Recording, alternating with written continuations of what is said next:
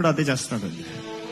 మన జీవితం ఆయన ఎరుగుదు, మనం చేసిన కార్యాలు ఆయన ఎరుగుదు, మన జీవితం మనస్సు ఆయన ఎరుగుదు, మనం మాట్లాడిన మాటలు ఆయన ఎరుగుదు.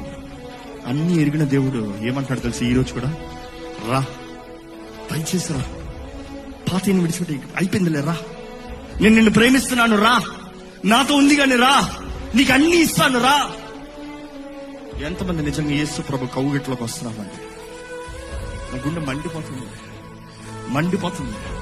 దేవుడు ఎంతగానో ప్రేమిస్తా ఉంటే మనుషుడు ఆ ప్రేమను చూడలే, మనుషుడికి ఆ ప్రేమ అర్థం కావట్లే. మనుషుడు లోకంలో ఎత్తుకుంటున్నాడు ప్రేమను. వీడు ప్రేమిస్తాడా, వీడిస్తాడా ప్రేమనని?